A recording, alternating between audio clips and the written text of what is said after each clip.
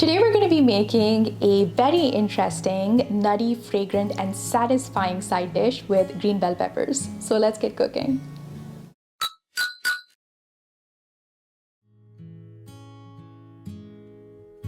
For this hearty bell pepper dish, here I'm roasting around a cup of besan or gram flour on medium-high heat in this wide pan.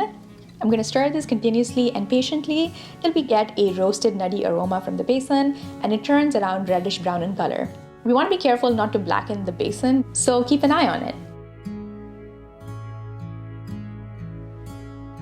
Here I have a pan on medium-high heat.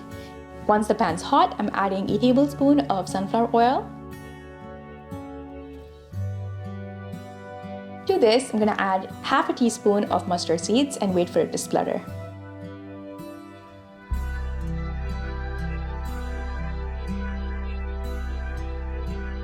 Now that the mustard seeds are spluttering, I'm going to bring the heat down to medium and I'm going to add my cubed green bell peppers.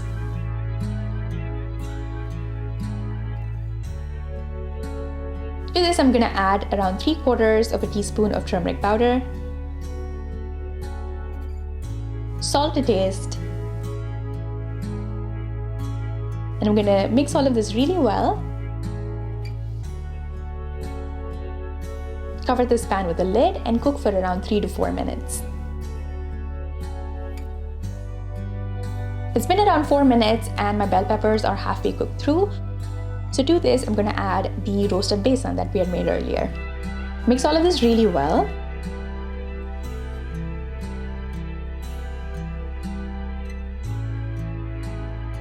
And sprinkle around a 1/4 cup of water to this mixture and cook till all the moisture is absorbed. We want to repeat this process 3 times, which will bring it up to 3/4 cups of water. So it's very important to separate the 3/4 cup of water into 3 separate 1/4 cup intervals to make sure that you don't moisten the besan too much.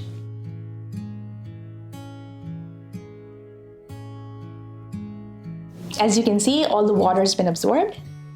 So now I'm going to add another tablespoon of oil. You can skip adding more oil, but I'd recommend to add at least a teaspoon or half a tablespoon because it just gives the besan such a nice roast.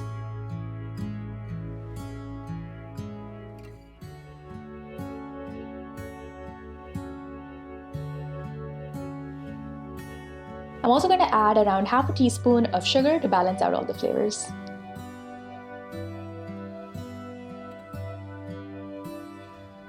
And give this a final mix.